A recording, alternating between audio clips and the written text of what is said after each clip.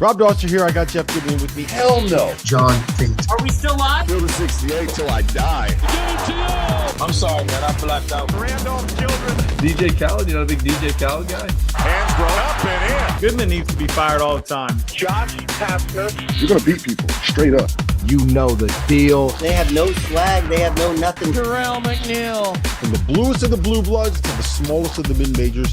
This is Field of 68 After Dark. Ladies and gentlemen, welcome to the Sunday evening edition of the Field of 68 After Dark. It is 7:30. We are doing this a little early. It is not your typical 11 p.m. episode of After Dark. That is because we only had two college basketball games that we need to talk about today. NC State currently sitting 71-58 up on Duke with 49 seconds left. We had another DJ Burns master class, 29 points for the big fella, 13 for 19 from the floor, and about 27 different magnificent finishes around the bucket. That comes on the heels of Zach Edey going for a career high 40 points and 16 boards as Purdue gets the job done.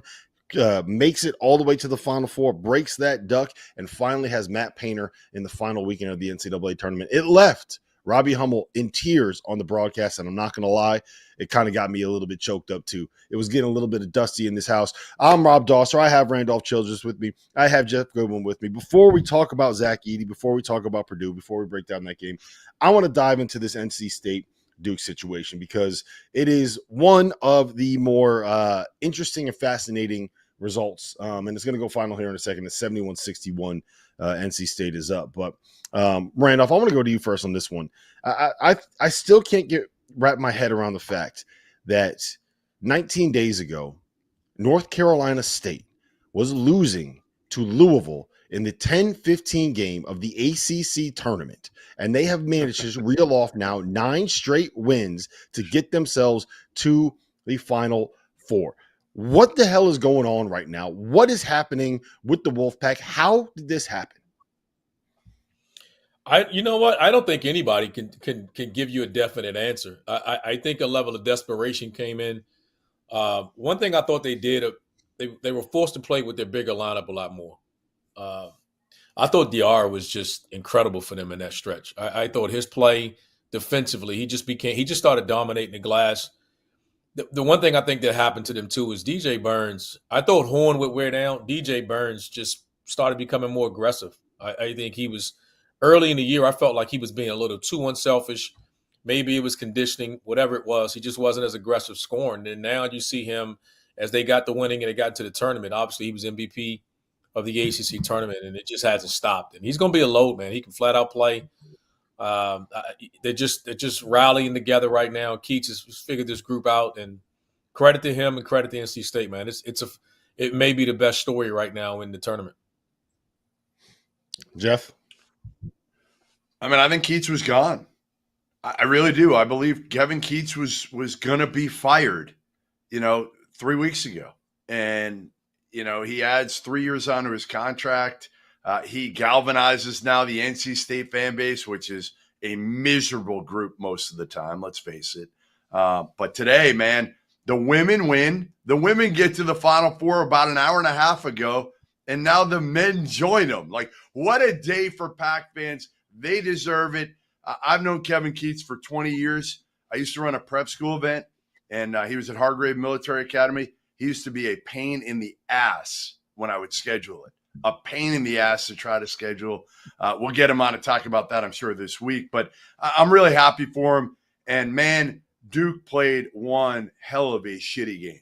I mean, all around. Like, they were awful offensively. They were atrocious. Tyrese Proctor didn't even show up. Like, I'm not even sure he was on the court today. NC State earned this, man. Like, you get hot at the right time, and look at what can happen, especially with an older group, right?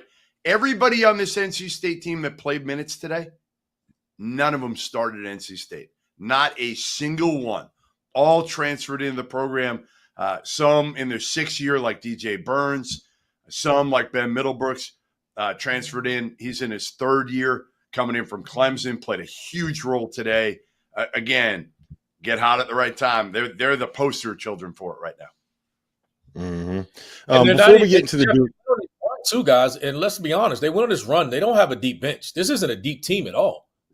And then DJ Hearn hobbled through the ACC tournament, and they're just patching this thing up and just going along. That's what's been so impressive about the run is they haven't even been completely healthy doing this run. And the guys just stepped up, whether it was Jaden Taylor stepping up, knocking down big shots. He was known more as a defensive guy. Casey Morsell started knocking down shots, figuring out picking moments and showing up in some of the big moments. Like it's like everyone on that group just elevated their play. And they've all have had their moments doing this run. I mean, even coming off the bench, O'Connell coming in, starting, playing heavy minutes, and now he's made plays. Like everybody on that team through this entire run has contributed in a major way and has significant moments in them winning, this streak. And let's see how far it goes. Yeah, I do think that the guy that I want to give a lot of credit to is DJ Horn, because it feels like every time they needed a big bucket, every time they needed someone to make a big shot, every time it felt like, he was 7 for 16 today, but every one of the shots that he took where it was like, ooh, that's a big one, or ooh, that's a momentum changing shot, or ooh, that can push this lead to 7 points or something like that for the first time, right? He hit all of those. And he's not a guy that I think we necessarily expected that from at all this season. Is that fair, Randolph? I won't say expected. I thought that he had to play at this level if they were ever going to achieve anything close to this, because he was the go-to guy. He has had his moments now. You're talking about a guy that's going to be expected to get all conference honors. So he showed he can flat out score it. There wasn't a question about that. The concern that I had was I didn't know if another guy was going to step up. Casey Morsell didn't shoot it well throughout the year. So was he going to step up and have those moments? And he has in the postseason. He didn't have those moments early on. And they were just shoveling around. You just felt like what this rotation was going to look like. I don't think they knew. Some of it was guys wanted to get out. Breon Patz, guys got injured. There was injuries. There was guys getting in the portal. And he's got 7 guys, man, that they're playing with. And like I said, they have all had their moments. Horn has to be the guy to step up and make plays for him. I mean, he has to be that guy. But everyone else, again, in this run, you can look at all 6 players from Middlebrook to Muhammad Diarra, O'Connor. Everyone has had moments throughout this run where you're like, that's a hell of a game. They put a signature run. This isn't one guy carrying them all the way through. They all have had significant moments in this run, man. It's been a hell of a run, and it's been sure as hell, to me, been the funnest story about this tournament. I'm so excited to see DJ Burns go up against Zach Edey. that is going to be so much fun. And look, I'll say this: I brought my shades out for DJ Burns. Randolph. I got the shades out for DJ Burns. I cannot wait. We were talking about this before, right? I think that when it comes to viewership and traffic and the audience and the people that are going to paying attention to this, having a brand the size of Duke in the Final Four is a good thing for most businesses. And I could say this as a business owner that operates in the space right now, right? Our numbers are going to go up. But with UConn and Purdue and what looks like going to be the eventual clash of the Titans, I think we're going to be fine from that perspective. I'm so happy that we have a character like DJ. Like, he is the kind of person, the kind of player, the kind of personality, the kind of, let's just call it what it is, unique body shape that only happens in college basketball. And getting him onto the biggest stage, I think he's going to be an electric personality. I think we're going to see a lot of NIL deals coming in for my guy, what's his name now? The walking vending machine with ballerina feet. Shout out to Terrence Oglesby. I can't wait for him at the Final Four, man. Listen, I've been a big fan of his. I've been yelling it for the last couple of years. I call him the unofficial mayor of Raleigh. I've always been a fan of his personality, just because of who he is. He's comfortable in who he is.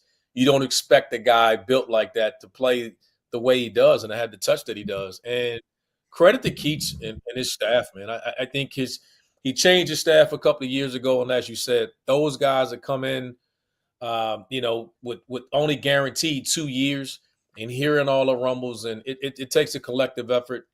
Keats relies on those guys. So shout out to his staff. It's just fun to watch, man. I mean, and staying with DJ Burns. I mean, you just don't, you don't worry about the pro stuff, the NBA stuff. You just look at it for what it is. And a guy that started out at Tennessee, couldn't cut it, went to Winter, started back over. And then he was supposed to, and I tell people this, he was supposed to be a backup at NC State. That Keats a year ago was like, I want to get him in a game for maybe 10 minutes and we're going to run zone. This, and anybody that's watched Keats, this isn't how he plays. And then he made this guy, the point guard essentially in the half court. Like, no one plays that way. Throw it to a guy that post up at the 3-point line and let him dribble, spin off, you play. And he's such a big time passer, man. He's a tough matchup. I'm so happy for him. And I really think this matchup with Zach Edey is going to be interesting because I think he's actually wide enough to give Edey some problems when he spin on him because both of those guys play off contact. So it's going to be really funny to see that matchup. And I think they'd be underestimating how successful DJ Burns will be. All right, we got about 5 minutes before Nate Oats is going to be joining us here today. But I want to talk about Duke just a little bit. To me, I think this is the loss that John Shire is going to carry with him for a little while, right? It's his second season as the head coach. He's trying to put his stamp on the program. The bracket opens up for him. Jamal Shed goes down. He's got this great opportunity to beat a rival and get to the Final Four, and he loses it. What does this say about Duke? Does this just to me, it kind of cements some of the questions that we had about them throughout the season. They had a great year. I don't want to take anything away from an Elite Eight run and a top 2 finish in the ACC regular season, but we also saw the downside a little bit of relying on as many young players as Duke did. It's hard to argue, like you said, losing in the Elite Eight. The one thing I can say about Duke that we can't, we can say, I know Shed got hurt. And there's always going to be woulda, coulda, shouldas, and the ifs. But they answered the bell physically. I mean, we thought it was going to be a physical game, and they competed their tails off. So that was the big knock against Duke. It was like, hey, are they tough enough to compete? JMU was tough enough physically to compete. Duke was just more talented. And then they come out, then they play against Houston, who was just the most physical team in the country, and they answered the bell. Now, whether if Shed was there, you think they would have won. I was more impressed that Duke did that. The tough part about it is you play a rivalry, and Duke looked like they ran out of gas. And Tyrese Proctor, they picked a tough day to have his worst game of his career. They got literally nothing from him. And you're talking about a team that didn't have much. And we talked about this with Caleb Foster being out and whether he was going to come back late. And with him, and this team had lost some guys, coming down the stretch, and then he was forced to play some of the freshmen. Sean Stewart had some moments, but he didn't play a lot early. I thought late in the game, kind of the back guy in the press came up a couple of times, gave up some layups. But it's a hell of a year. I wouldn't say it's just something he'll regret. I don't know if this team was ever really perceived to go that far. I don't think anybody looked at Duke and said, "Oh, if you were to tell me that they was going to get an Elite Eight run out of this group at the beginning of the year, I think Shire takes this all day long." And so not the beginning of the year, not the beginning of the year, because they were like, we were talking about them potential top 2. But once we saw what this group was like after the Arkansas loss, yes, I agree with you. Once we saw how they were, some of the issues that they were having, I think it was fair to say if you take an Elite and you take an Elite Eight run in a year, Duke was not the favorite to win a championship this year. Hell of a run, hell of a season. I think you can, he'll learn from this and mix in maybe some more veteran guys, but that's hard to do when you're recruiting the type of freshman. He's not getting the freshmen that other people are getting. He's getting the very best. So when you deal with that, you can live with some of the youth. It's just finding the right experience. Yeah, no, I'm with you, but it's concerning that we got a 3 for 21 and I can't see what the actual box score is because I have the sunglasses on right now. So I'm struggling to see. I can't tell. You got me like this. And, for the people listening on Sirius XM, we are wearing sunglasses in honor of DJ Burns right now. So Tyrese Proctor, Kyle Filipowski, the two guys that came back to school, finished 3 for 21 tonight, 0 for 8 from 3. Tyrese Proctor went scoreless. Filipowski fouled out with 11 points. So disappointing end to what I think you can call a encouraging, I guess, run to the Elite Eight for Duke. So next year, the good news, Next time we see Duke play, they're going to have a young man by the name of Cooper Flagg on their roster, and that might change some things, Randolph. Listen, we got to get to a break. On the other side, we're going to talk to a man that went from high school basketball 11 years ago to coaching in the Final Four right now. That's Nate Oats, the head coach of the Alabama Crimson Tide. I don't give a piss about nothing but the Tide, Randolph. That's next.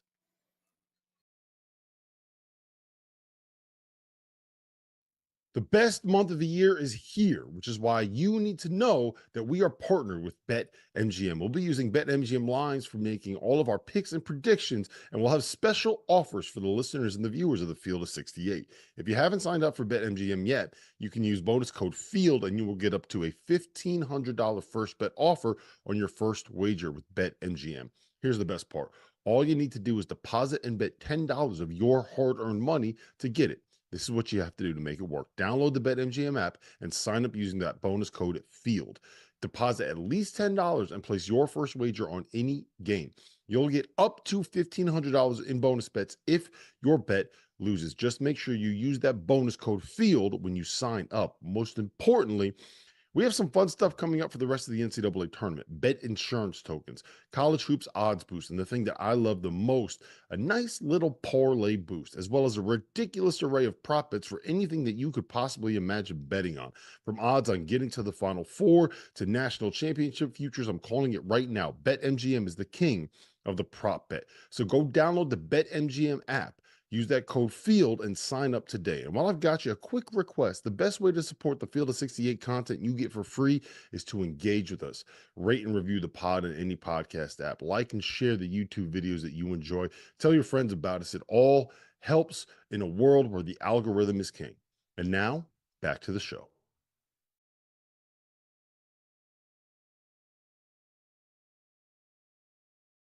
Welcome back to the Sunday evening edition of the Field of 68 After Dark. Rob Doster, Jeff Goodman is back. Randolph Childress never left. My name is Rob Doster, and we are joined by a very special guest who I hope is not going to get in an accident right now, and that is Alabama head coach Nate Oats. Nate, you cut down some nets last night, man. You made the Final Four. How are we feeling today? Shoot, pretty ecstatic. It's kind of crazy. Not too long ago, as a high school coach, crashing on floors at the Final Four, just trying to rub elbows with some coaches. Now all of a sudden we're coaching in it, so yeah, it's a little surreal, to be honest with you. Hey, Rob, Nate years ago was one of those guys who would annoy me at the pump party. He was one of those guys that would annoy me looking for a job, being a pain in the ass. Now he won't even show up at the pump party and he can't. No, I'm definitely not showing up at that party. That's not true. I knew you couldn't help me get a job, but yeah, I definitely was trying to connect with people, and I'm for sure not showing up at the pump party this year. Nate, you look at this contrast in your two teams you had last year, all the hype, all the NBA, everything that goes with it. Then you come into this year, not as much hype, considered not as much talent. What's the difference? What brought this group together that's being able to close the show, get to the Final Four, and have a chance at winning a national championship that last year's team couldn't do? I do think this group came together really close. Not that last year's wasn't. Hey, you know what? Last year's, Brandon wasn't healthy in the tournament. Brandon was unbelievable all year, and then he had the groin issue, a groin injury. So, we didn't shoot it well in that Sweet 16 game. So, with the one-game elimination tournament, it's hard. Sometimes you got a really good group, and they just don't win in that one game. So I think this year's group's really come together. They're playing their most together basketball. We're definitely playing our best basketball these last 2 weeks. So, I think Sears' leadership's come around. I think Nick Pringle's leadership's really come around, and then we've had different guys step up. I mean, we've been encouraging. We've got a really good group of guys that I don't think wants to end the season. They want to keep playing together.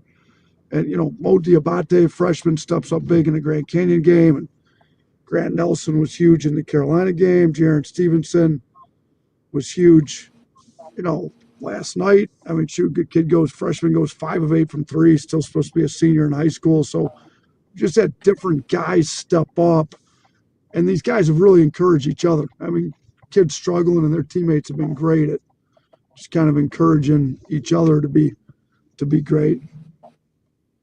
Nate, I wanted to ask you about Grant Nelson because the question for you guys all year has been the defensive end of the floor, right? I don't think I'm breaking any news here.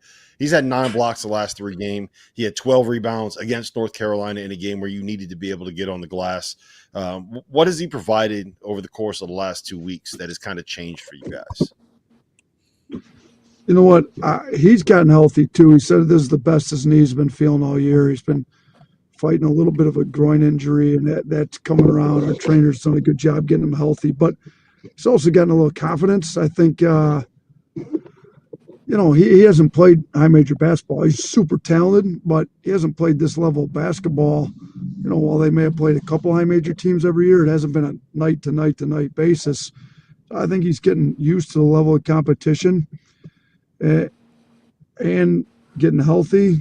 And then we've also put him in a little bit different role where he's been, Pringle's been playing the 5 and he's kind of been helping more, and he's probably a better help defender, blocking shots as a help guy, or a switch guy under the guards. He had the big block at the end of the Carolina game when he got switched on to RJ Davis. So, yeah, he's big. Somebody told me the stat line he put up against Carolina, that 24, 12, and 5 blocks. I think there's only been 3 other players in the history of the NCAA tournament to get it. I think it was like Shaq, Tim Duncan, and Channing Frye. So not bad company to be in. Shaq, Tim Duncan, Grant Nelson. That's what I always think about when I think about Grant Nelson. We've been using you guys. Listen, let me say this. I appreciate you guys doing this. What is this, a podcast? I don't even know what we call it. It's not a podcast. What do we call this thing? Show. It's a show. It's a real effing show. We've been using your show highlights every game for our pregame motivation because you just keep ripping our defense and how soft our guys are. And because if you could continuously every night give us more quotes about how UConn's going to destroy us and we got no chance, I'll give you something right now, Nate. Nate, I'm going to give it to you right now. I'm going to do it right now to you so you can take it right now. I think UConn is going to blow you guys out. I think they may win by 40. Again, I'm not sure that you're going to – listen, that 30-0 run we saw UConn do yesterday, that might pale in comparison to what – no. Listen, you've known Dan Hurley a long time and the Hurley brothers, right? You helped deliver – like that sound like. Was that good? Yeah, I did. You liked that? Okay. That was perfect. Let's go to your relationship with the Hurleys, because you're similar to the Hurleys in a lot of ways. You are. You wear your emotions in your sleeve. You don't give a shit about what you say. Danny doesn't. You help get E.C. Matthews, who you coach, to URI, which in turn you should tell Dan he would have never gotten the UConn job without E.C. You coach with Bobby. Bobby leaves. You get the Buffalo job. Then you get Alabama. There's a lot of connections here to the Hurley brothers.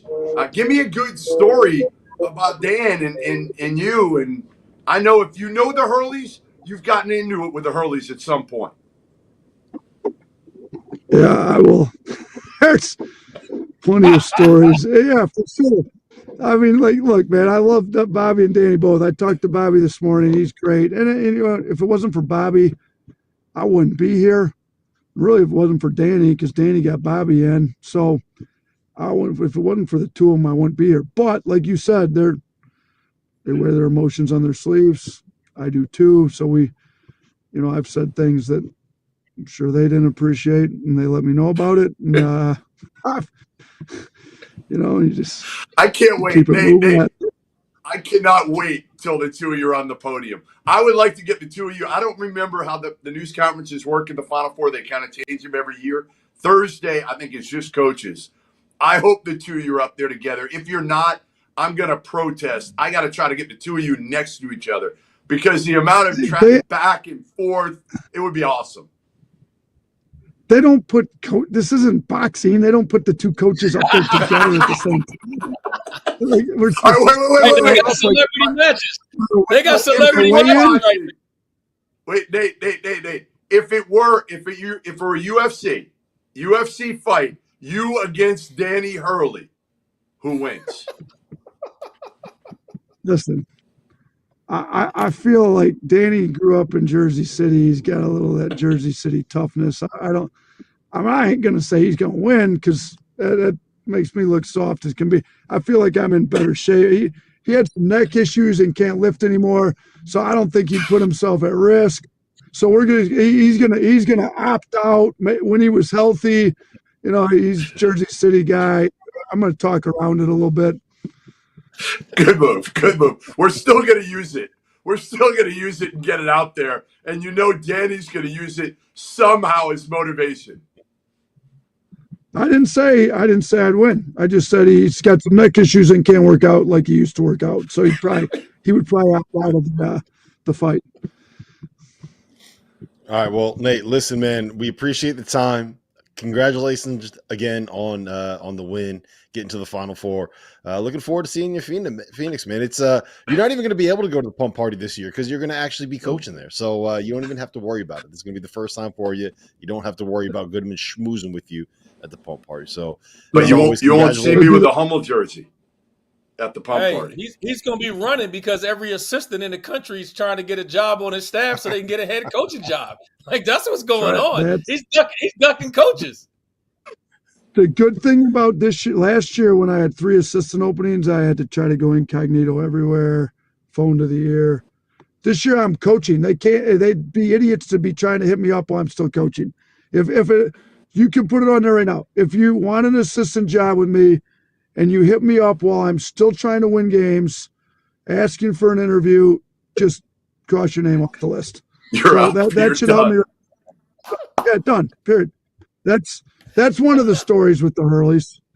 That happened with when Bob got the job and I hit Danny up telling him congratulations. He's like, Nate, the body's still warm. You know, this is my brother that left. All these people hitting me up, job opening, dead to me. Like, so I didn't hit him up for a job opening. I just said, congrats. You've got 2 former assistants, head coaching jobs, 3 years in the business. Great job. You know, EC's still all in on URI. You know, we'll talk soon. Then he calls me up. I like how you said that. For a job. I like how you said that Danny Hurley got you in the business. We all know it was EC Matthews that got you in the business, right? I think between me and Dan, we should probably pay for EC's Final Four. Yeah, you think? Hotel. I think so. Whatever EC needs. Between the 2 of us, we could probably afford it now. Yes, so, I think so. We probably need to get EC front center. Yeah, you know what? Shoot, he played for Dan. He played for me in high school. He played for Dan most recently. So I mean, think about that. Think about he played for you 2 lunatics, and he's still able to dribble a basketball. Listen, so he left us. He just bailed out. Luckily. You know what it was? He just got a call from an assistant trying to get a job. Goodman. Listen, a job. We're gonna go hit a break here real quick. On the other side, we're gonna talk about Purdue. We're gonna talk about Zach Edey. We're gonna talk about the paint crew. We're gonna talk about Robbie Hummel crying on the Westwood One broadcast. I can't wait, man. I got a lot to say about this Purdue run. I think it's pretty cool. I think it's pretty amazing, and I am fired up to dive into it. That is coming up next.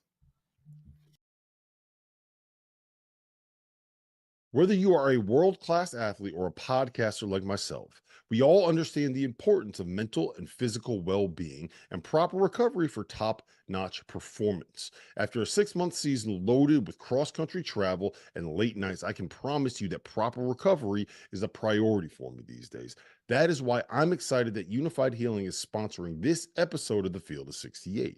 Unified Healing is a new and super innovative global network of wellness centers that's powered by the Energy Enhancement System, or the EE system. If you haven't heard of the EE system yet, you'll want to listen up. This technology promotes wellness, deep relaxation, purification, and rejuvenation. Whether you're here in New Jersey or at hundreds of other locations across the globe, access to a center is easy and affordable. Are you interested in experiencing the EE system technology for yourself? Well, all you got to do is go to unifiedhealing.com/field to learn more and find a center near you. You can find that link in the description below. That's Unified, UNIFIED, fydhealing.com/field. No material or testimonials on the Unified Healing website are intended to be viewed as medical advice or as a substitute for professional medical advice, diagnosis, or treatment. Always seek the advice of your physician or other qualified healthcare provider with any questions you may have regarding a medical condition or treatment and before you undertake a new healthcare regimen, including the EE system.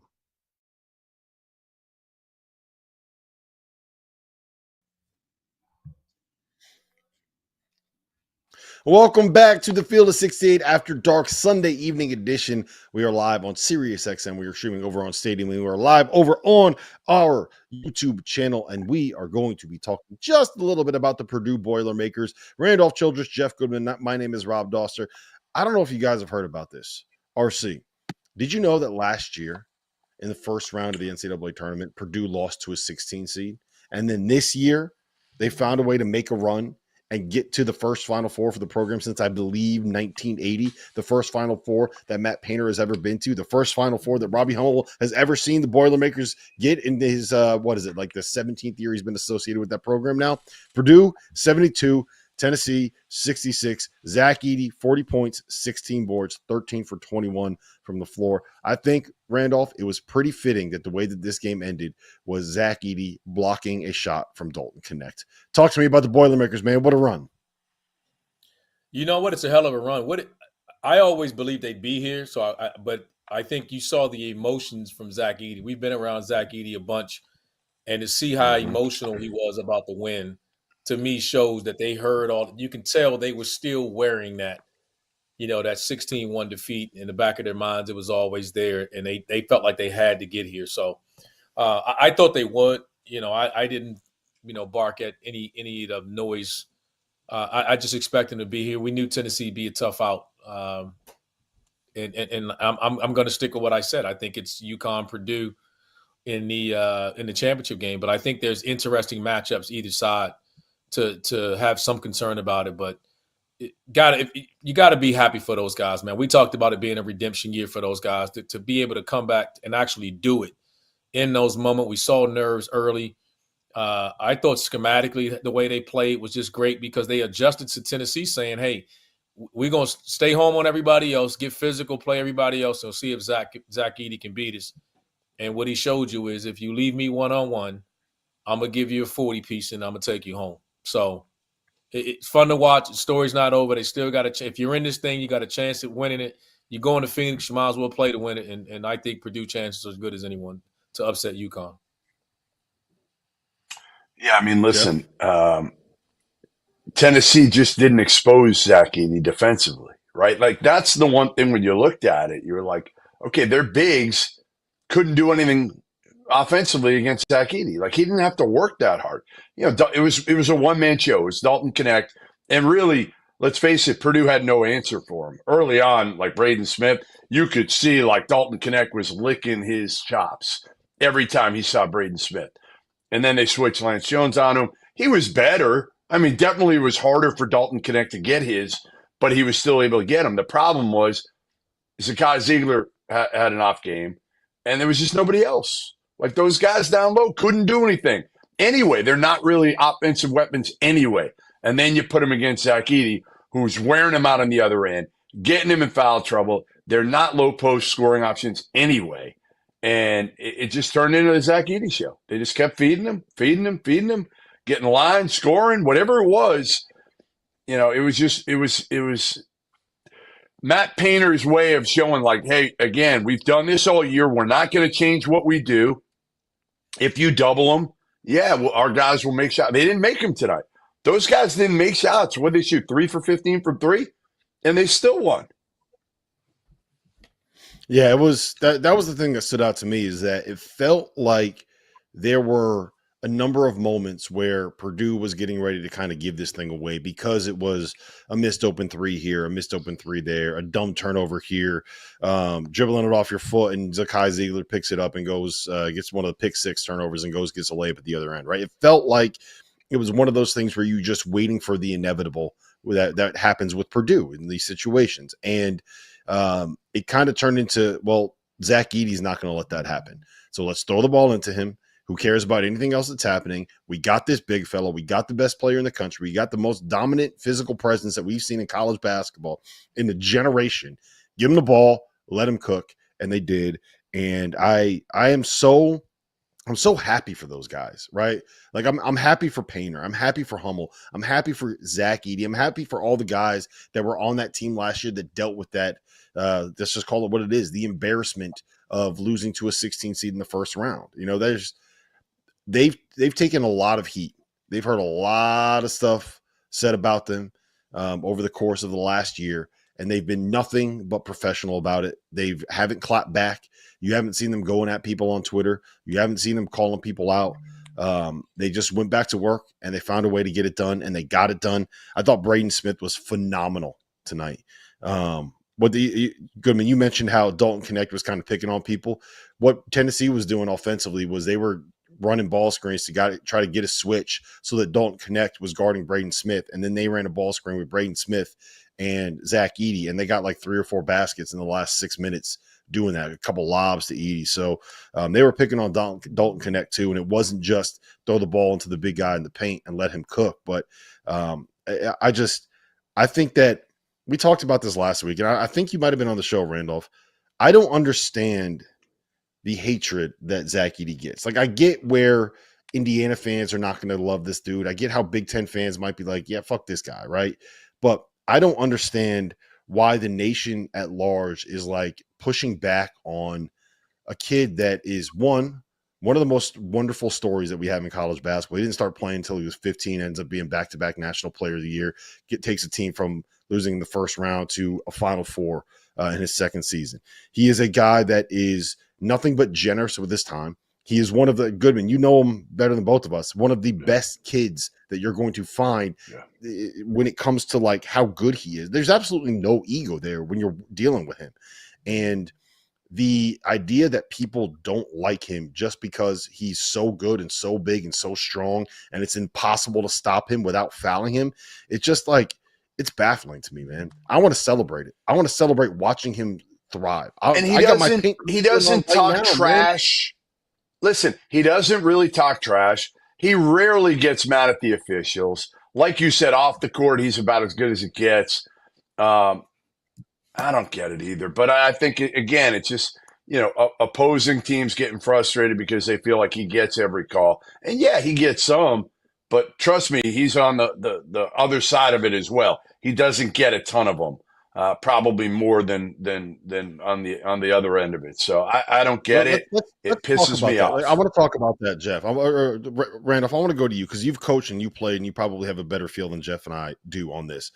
I feel like, look, obviously there were 25 fouls called against Tennessee, 12 fouls called against Purdue today. I think Zach Edey drew, it was like 12 or 13 fouls himself. I feel like that is just the byproduct of having a guy that is 7'4", that is 300 pounds, that is exceptionally strong and coordinated when it comes to being able to move his body. Like, most 7-footers can't move the way that he moves in terms of like how smooth he is.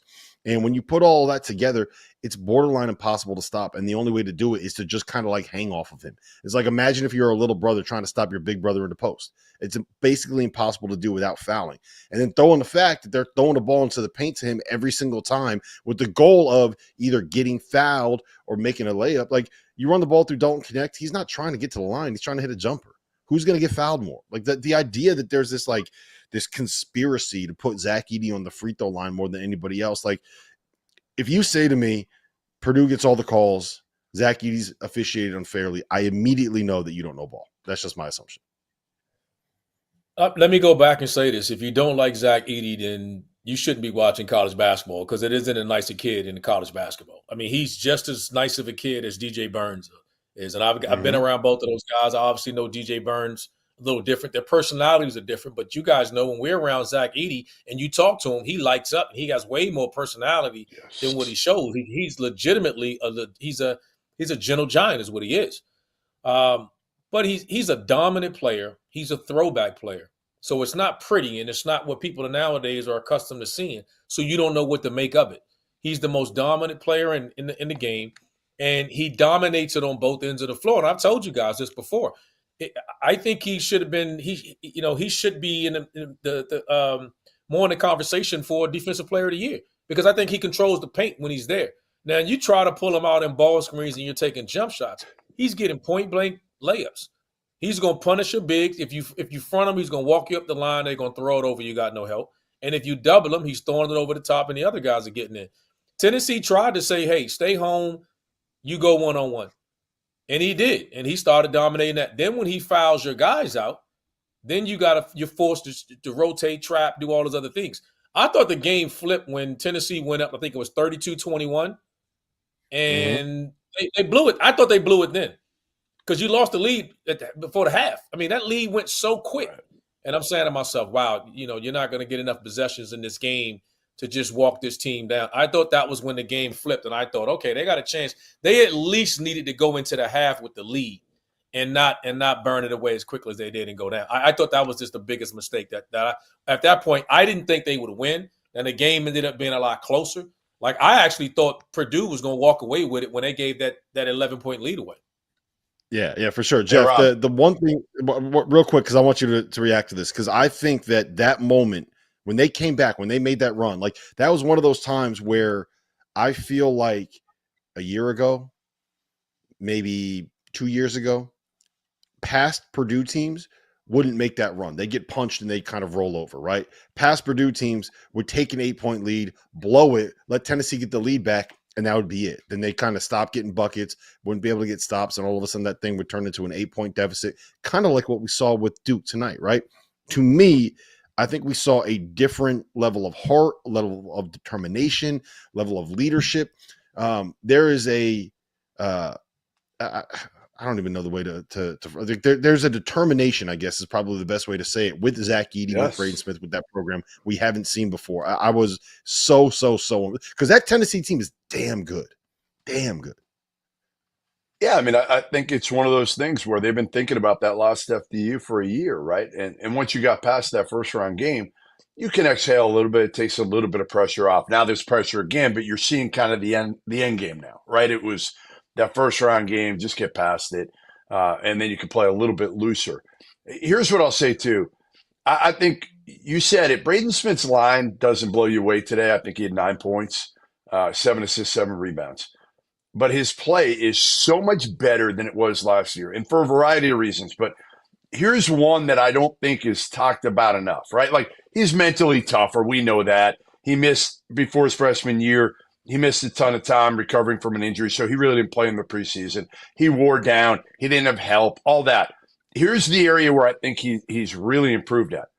Getting the ball to Zach Edey where he needs it. Being comfortable, being familiar with where Zach Edey needs the ball. Like last year, there weren't a ton of lobs like he throws now.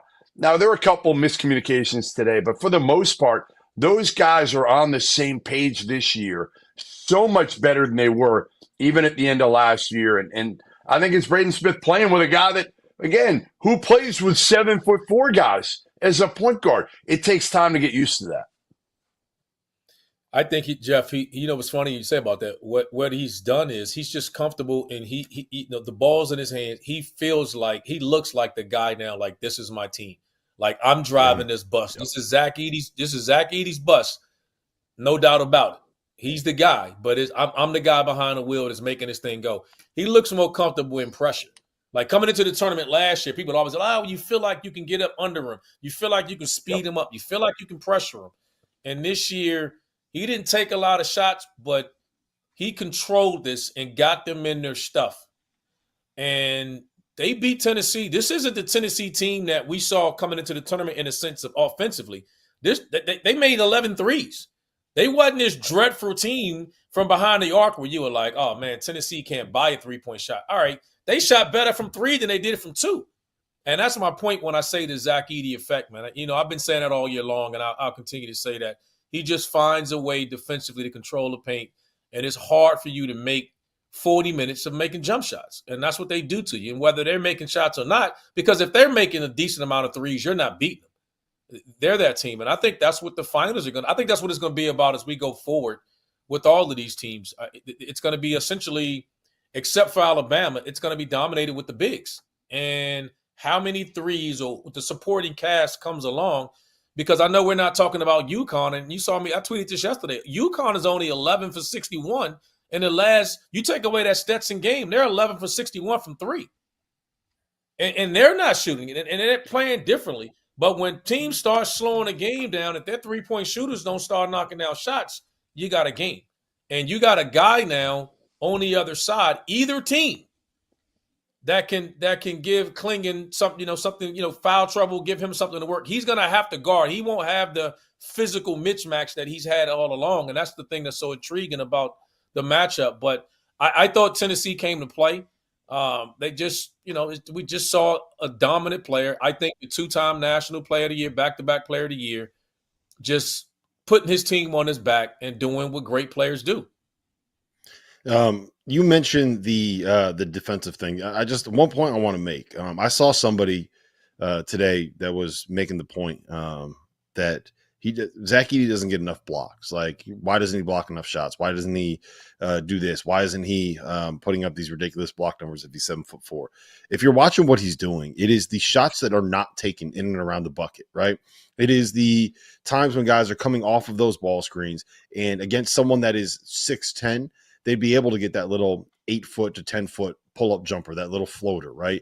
Where they're not able to get that shot off because of the length that Zach Edey has. Every time somebody drives in the lane, does like the Nash dribble around underneath the rim, gets stuck on the other side of the basket and kicks it out. That is Zach Edey's impact right there. You do not get the shot around the rim that you're able to get. He doesn't get blocks because guys are smart enough not to shoot it around him. That's what it is. So that's where you get the level of rim protection. And I just wanted to make that point because it feels like that's something that he gets criticized for a little bit. Listen, I want to talk about what this means for Matt Painter. I want to talk about the impact for this Purdue program because, again, like I'm so happy for those guys, man. I'm so happy they made it. We got more on Purdue coming up next. By now, you guys have surely heard about Autograph, an app founded by Tom Brady with the intention of disrupting the way that fans consume content covering their favorite teams. This is how the app works. All of the podcasters, bloggers, and digital creators covering a team have their content sent to that team's page in the Autograph app. Instead of having to bounce from site to site or trying to navigate the safer workspaces on Twitter, you can just scroll through Autograph. This isn't a hard sell. This is the truth. I am a UConn fan, and I use the Autograph app to keep up with the writers I read and the pods that I listen to about UConn basketball. The best part is that every piece of content that you consume gives you reward points. The more you get, the more chances you have at things like discounted tickets to games and the grand prize, a trip to the LA Regional and a spot in a suite for the Sweet 16 and Elite 8 games. Here's the best part. We've partnered with Autograph to donate $1 to the V Foundation every time someone downloads the app using the code F68, with a minimum of $2,500 getting donated. The app is free.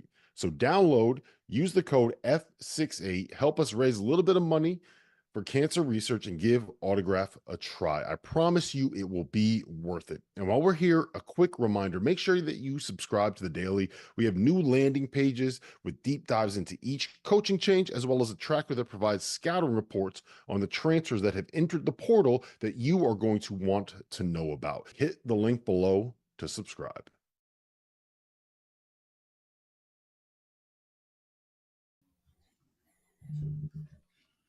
Welcome back to the Sunday evening edition of the Field of 68 After Dark. Rob Dawson, Randolph Childress, Jeff Goodman. We're breaking down the fact that the Final Four is set. And we're going to talk about the specific matchups here in just a second. We got about 12, 13 minutes left in the show.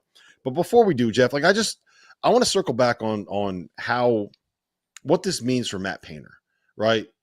This is a guy that has, I would make the argument, been like a top 5, top 8, one of the best coaches in college basketball over the course of the last decade. He took over a program that wasn't at the top of the Big Ten. He got it there. He had it disintegrate because of the unfortunate situation with Robbie Hummels ACLs, right? And I'm not making light of that. That really is what happened. And then kind of went downhill again. And I think they finished last place in the Big Ten in 2014. And they've won, I think it's 5 of the last 7 Big Ten regular season titles now. Won a couple of Big Ten tournaments. Lost to a 13 seed in 2021. lost to a 15 seed in 2022, lost to a 16 seed in 2023, and now here they are in the Final Four. What does this mean for Matt Painter? I think I had him in the hot seat a decade ago. I'm not kidding. I think I did, and I He think he almost went called to me up. Missouri. Remember that? He almost left for Missouri. Right. But I'm pretty sure Matt Painter called me up, if I remember correctly, and said, you know what? You're right. I should be in the hot seat. Like, how many guys do that? How many guys? And that is the best part of Matt Painter, is the accountability and how he did it this year. Now, I'm sure he had some help from Tony Bennett and how to handle this thing, because obviously there was already a blueprint with Virginia losing in the first round to a 16 seed and winning the whole thing. But I think even when we saw Painter in the offseason this year, he was transparent. He was accountable. Hey, this is on me. Remember what he said, guys? This is on me. This team wasn't there when we lost to Arkansas Little Rock. This team wasn't there for all the pitfalls that we've faced and suffered in the NCAA tournament early. But I've been there for all of them. This is on me and my ability. I've got to adapt. I got to figure this thing out. I got to be accountable. And it is great. I mean, you're not going to find a better dude than Matt Painter in this business. You're not going to find a better guy. And to have him get to the Final Four, and at least it takes some of the pressure off. Obviously, they're a team that wants to win the whole thing now because they feel like they're as good as anybody coming into the year. And yeah, UConn, more people are certainly favoring the Huskies right now. But last I checked, Purdue's been pretty damn good in this NCAA tournament so far as well. Mm-hmm. Yeah. What does this mean, Randolph? You know what, Jeff? I'd say this. We've been around Matt. I know one of his assistants really, really well. And obviously the Big Ten Conference Assistant of the Year, actually, is on the staff. And Brandon's a really good friend. And I think privately, he would have to admit there was a confidence thing. There was a doubt. I'd be shocked if he really wouldn't admit that. And the reason I say that is because as good as he's been, this is a style that not many people play, right? From personnel standpoint, like how many people are legitimately looking for as a centerpiece playing through the centers, playing through their frontline guys. He's stuck with that. He's built around that. And obviously they've evolved. They've always ran great stuff. But people question, can they win in March? Can you win like this in March? Can you win? You get, and then after last year being the second number one to lose to a 16, there had to be doubts. Did he come back? Obviously, they're back. They responded. Keeping the big fella in school changes a lot of things, obviously, and they come back and they're on this Final Four run. But I'd be hard-pressed to believe that he didn't go home at night, some nights going like, man, is this – can we figure this? Not whether he was a good coach. We know he's a great coach. He's done a lot of things, one of the better coaches in the country. But can you win and get a Final Four and potentially win a national championship playing like this through frontline guys? Big. This isn't your modern – this isn't Nate Oaks, Alabama team that everybody's dying to get an assistant to learn this style, the analytics and all this. This is a throwback style that he's implemented, and they're been incredibly successful with. But it's a style you don't always win. It's the same thing we get on Tony Bennett about. You get in March, and then you have your doubts about it, and they went through it just like Virginia. Like you said, can't be a nicer dude, more humble dude in the country coaching college basketball. Incredible man. I'm so happy for him because when he's been alone at night, it's been like, man, he's taken a lot of crap, even from his own, about whether this style can win. And now they're in a Final Four with as good a chance as anybody to win a national championship. And they're so deserving of it because it's a great story off of what happened a year ago. Yeah, I'm sure it was just the vocal minority on Twitter and on YouTube that was saying this, but there were people that were like, we got to fire Matt Painter after the Fairleigh Dickinson thing last year. There were people like, it's not going to work with him. We need somebody else, which is just like insane when you think about it. But I'm glad that he's because Rob, you able become a victim of your own success, right? They've and I said this before about I said this before here about Purdue. We weren't going to know about this Purdue team had they gotten over last year until we got into March, because we had seen Big Ten titles. We have seen Big Ten tournament championships. We've seen all that doing Matt. So what happens is if he doesn't go on this run, he's like a victim of his own success. We know he's good. We know he can coach. And then after a while, this is where the Purdue fans are kind of like, this is what we do. We win some games. We may win a season, but we know come March, it's like, all right, they're like waiting for it. They build, and you can tell there was a little bit of that this year. It's kind of like, all right, let's wait and see. Everybody's a little bit apprehensive. Everybody's a little bit concerned. Like, all right, we're going to have that moment. Here it goes. And then for them to be in the Final Four kind of shuts everyone up, man, and validates it. And I'd be surprised if they don't. I picked them to go. I thought they were they have taken November and December and brought it into March and April, and it's fun to see. Yeah. All right. Let's talk a little bit about these Final Four matchups real quick, Jeff, because the most Purdue thing ever would be to make this run to the Final Four, to get an 11 seed in the Final Four and then lose. I'm sorry, Purdue fans, but like it would be objectively funny if that's the way that it played out. I really hope it doesn't, but that would be pretty funny if that was like the way that it happened, Jeff. Yes. Yeah, I just think, listen, what Purdue has. What does NC State have to do to beat Purdue? Let's talk about the matchup like that. Well, here's the thing, right? Like, NC State has to have DJ Burns have one of these games again, and it's going to be a lot more difficult to create space against Zach Edey, right? Like, he's never seen a guy like that before that he's got to shoot over. Obviously, his girth, his ability to separate, he's unbelievable, but he hasn't faced a guy like Zach Edey. DJ Horn needs to be more efficient. They're bigger, they are big on the wings. They're athletic. If they get it going, maybe. I just don't think they beat Purdue. I don't. Got to make shots. They got to make shots. Horn's got to go off, and someone else on the perimeter's got to make shots. He just controls the paint as good as DJ Burns is. He's not going to control the paint against Zach Edey. That's just not going to happen. No one can do that. All right, let's talk UConn and Alabama. The matchup everyone wants to see is Purdue and UConn in the title game. What does Alabama have to do, Randolph, to be able to take down these UConn Huskies? Threes. Put Donovan Clingan in ball screens and spread the floor out, and you got to knock down threes. And can you get him – you're not going to be able to stop him inside. I think one thing that one team, no one has seemed to have done this. Y'all think I'm crazy when I say this. I wouldn't play UConn 1 second of man-to-man. I'm playing them 40 minutes of zone, and I'm going to see if they come out of this three-point shooting. I play my odds. I'm not playing them man-to-man. Goodman.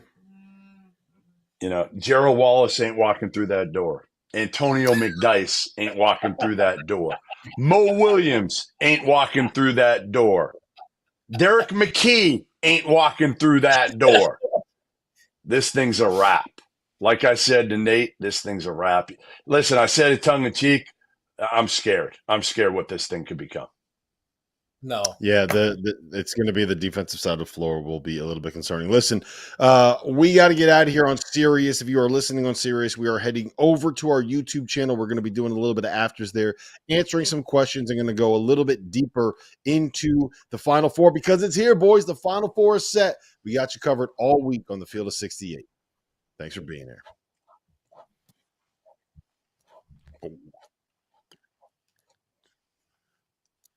And it's the afters. Guys, we're going to hang out for about 10 more minutes because I do want to dive a little bit more into just these Final Four matchups and a little bit on the specifics because I do think that there are some interesting – I think that both Purdue and UConn are going to be double-digit favorites in both of these games, right? And I don't think anyone would be surprised if both of those teams ended up winning these games. But I do think that there are some matchup things that can make this a little bit difficult. Randolph, you touched on it a little bit with what you would do offensively for Clingan, right? I don't see Alabama being able to hold UConn under like 90. I think that they're going to have to get this thing into triple digits to be able to have a chance. And well, elaborate on what you were saying before offensively, what they should do. I just think they're shooting over 50% plus from the floor. And they're not shooting it well from three. They're, like I said, the last three games, you take away that Stetson game, they were 9 of, I think, 24 that game. And then the last 3 games, they were 11 of 61. I'm taking my chances. They just run so much. I'm not guarding all that stuff. You don't have enough time. I mean, particularly by the time you get to the championship game. And if you're Alabama, they don't have the size anyway. So why chase them all around? You got no rim protection. I'm packing it in, and I'm basically saying they got two things. I'm packing it in. If you beat me making threes, I'm going to lose. I'm going to lose because I know I'm going to lose if you don't. If you're making them and I give you the inside. So I'm sagging off late contest with guys. And then in the offensive end, anything short of about 15, 16 threes, which I think you guys are underestimating. If they can knock down threes and force Klingon to have to guard and get in rotations, I think it can be interesting. Things can get interesting, but they got to shoot the three ball well. And I wouldn't play a lick. Not a liquor. I would play a liquor man, not one possession. Yeah, good. I mean, I think we're going to see a lot of the lineups where it is, you got like Jaron Stevenson at the 5 or Grant Nelson at the 5 or someone to try to pull Klingon away from the basket. And I think if I'm Nate Oats, what I'm trying to do is trade threes for twos, right? Get as many open threes as possible by playing 5 out. And if that means that you got to give up Donovan Klingon post-ups around the basket and you got to fight for every offensive rebound, then it is what it is. That's what you're going to have to do. You know you're going to have to score 100 anyway to beat them. So I think that's probably what I would do is just go super small, spread it out, and try to hit 22 threes in a game. Because I think they actually – as crazy as this sounds, I think they have the shooters to do something like go 22 for 50 from 3. And I think that's what it would take to beat UConn if you're Alabama. And just go. Just push it. Klingon scores in the post. You got to beat him down the court. You got to beat him. You got to make him – honestly, you got to exhaust Donovan Klingon if you can. That's get Samson Johnson in there and maybe, again, at least he's not nearly as intimidating. But if you get up and down with Klingon, again, I don't think their odds are great any which way you say it. I just think UConn's so much more talented and disciplined, and they can win a grind or they can win a game in the 90s if they need to. But, yeah, I mean, that's the only way. They got to shoot 40, 45% from 3, and they got to play up tempo as much as they can and try to control the pace. That's it. All right. Predictions? You want to give an early prediction here? Who wins, Jeff? I just saw the hat you put on. Are you willing to go all in? Are you going to have the cojones to pick Alabama to upset UConn? Are you going to do it? I would love to, just to piss you off, but I'm not that stupid. I'm not that dumb. You know what it would I'm do? going with honestly. Hold on. You know what it would do? It would be hilarious if you found a way in the same episode to be able to give Nate Oats the content that he needs to make everyone in the locker room pissed off, and the content that Dan Hurley needs to make everyone in their locker room pissed off, which would be, honestly, pissing everybody off would be the most on-brand thing that you can do, Jeff. You know what? I would love to piss off Dan Hurley because I've been doing it for 25 years. So I would love to piss off, and I'll have plenty of time to do it this week. Okay? Trust me, I will do it.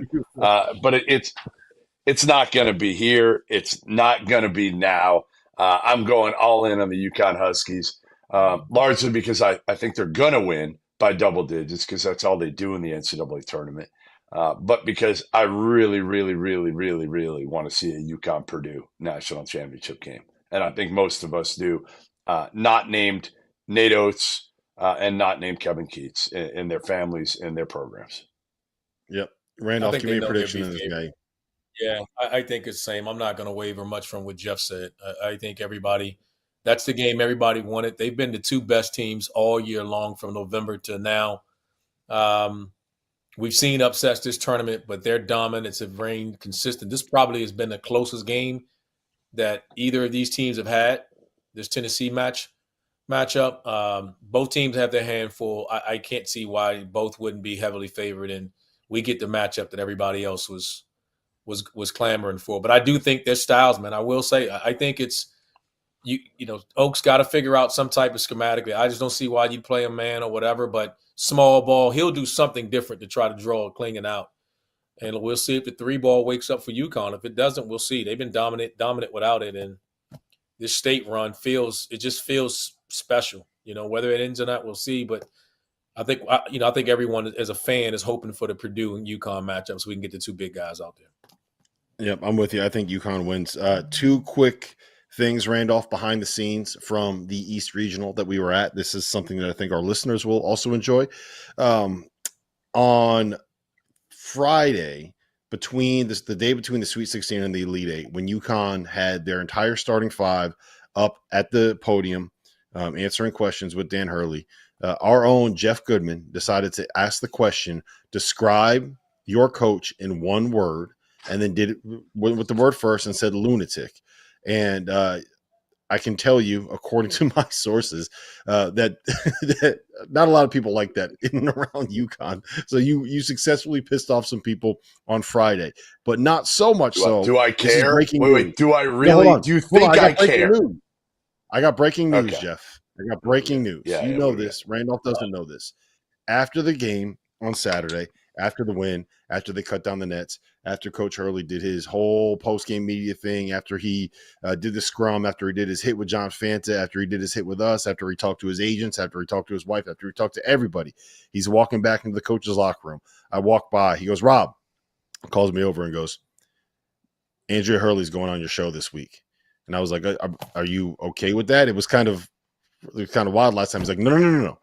She is going on your show. He's superstitious. I said it. He's superstitious. She's got to come. We got Andrea Hurley back, baby. We got But wait. Hurley back. Hey, Rob. She's not coming out for one segment.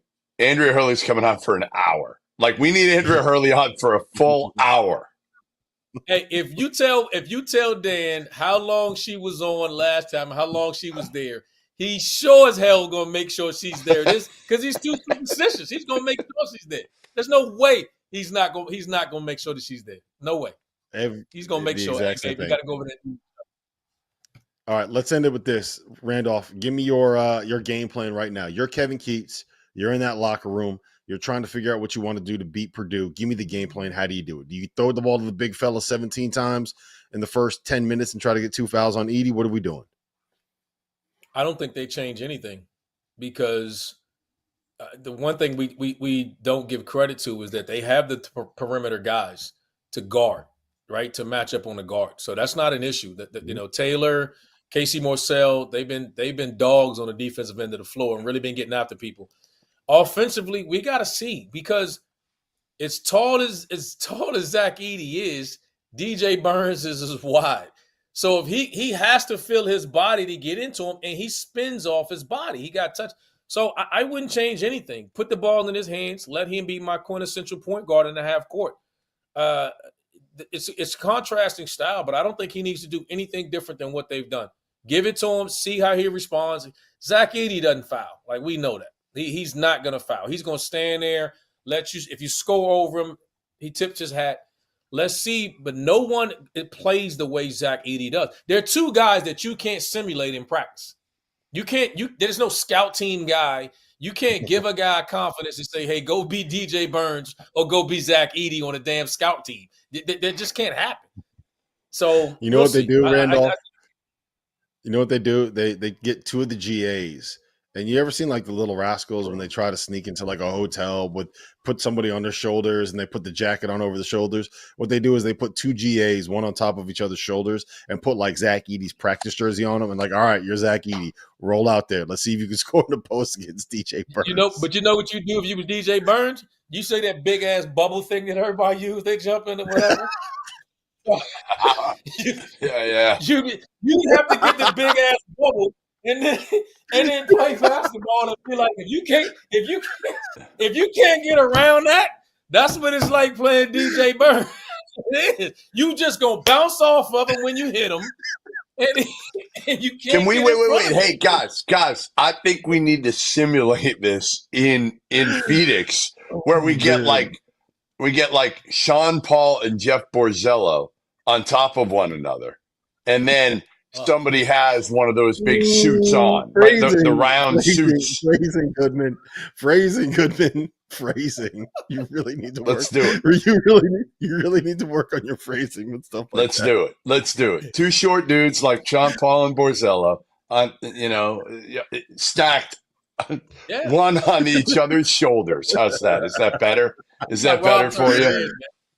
Oh man, It's been a All long right, the week. show's Hey, it's off been a the rails. long 10 days since Vegas. All right. Long 10 days. And we have a long 8 days in front of us. There are 8 days left of the college basketball season. We Hey, got a show RC, are tomorrow you night at sure?